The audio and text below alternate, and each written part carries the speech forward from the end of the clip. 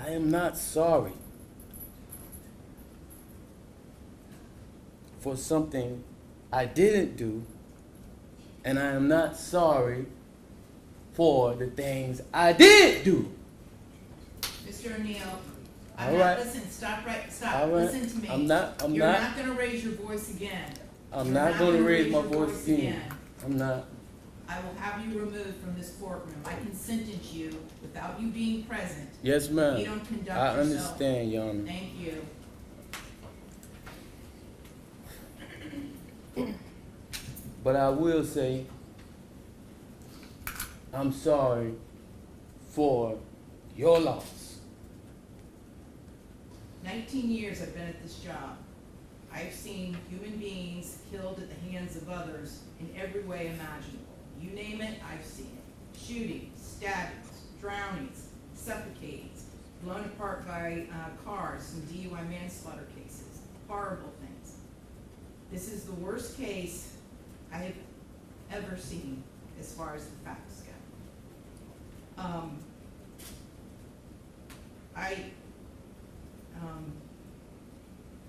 When the person from fire department, when he testified, and when he said that he retrieved the body of Ronivia O'Neill from the home, and all he could do was sob.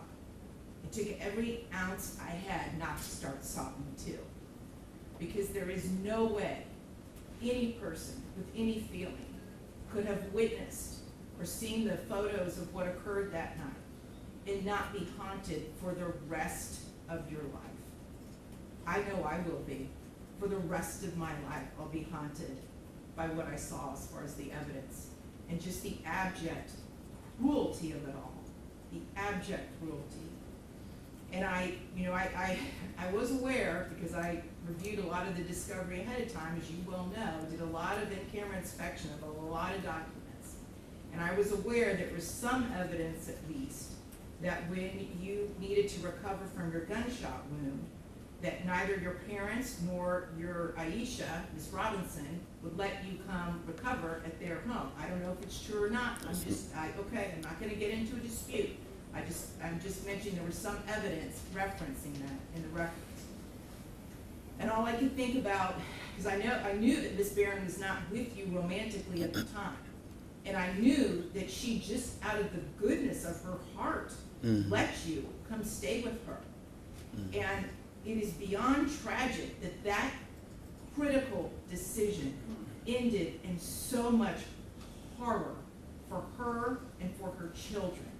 It is unspeakably cruel what happened as a result of that one decision.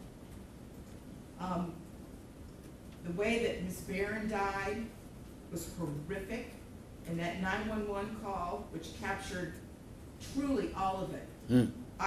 You heard, and everyone who's heard that 911 call heard a death scream.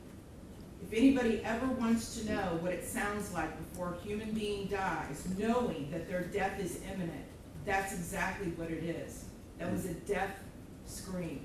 We're going to see if it's true. But what happened to little Ronivia and to little Ronnie, but I'm going to focus on Ronivia, because she was special.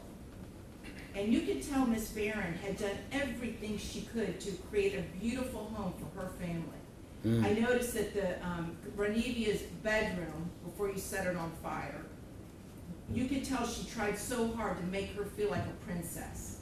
Kenyatta did everything she could.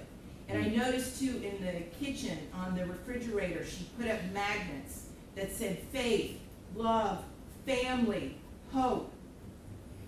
And then you know what else happened to that refrigerator during that night? It got splattered with blood all over it due to what happened. Little Ronivia, she couldn't scream, she couldn't run away, and she witnessed what you did to her mother as far as shooting her mother in the arm with the gunshot. She knew. And the horror that that child suffered. And she already had a life where she was born with challenges regarding her physical and her mental disabilities. But the pain and suffering that she suffered that night at your hands, unspeakable, absolutely unspeakable. And at the moment, that first time you struck her with that hatchet, and little Ronnie testified that all he could see was tears coming out of his sister's face. At that moment, that child knew, she knew she was being betrayed in the cruelest, most tragic and sorrowful way that a child could ever be betrayed. She was being betrayed by her parent, the one person that should be there to protect their children and love them and keep them from harm. And that was the last thing that child felt before she passed on from this earth, was your utter, cruel betrayal to her. And I read somewhere, and I don't know if it's true or not, I have no idea, but I read somewhere that souls pick their lives, and that they know exactly how difficult their lives are going to be before they enter into this world.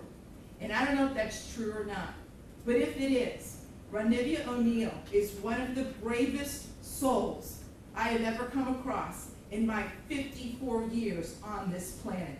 One of the bravest ever, ever, because she suffered so traumatically.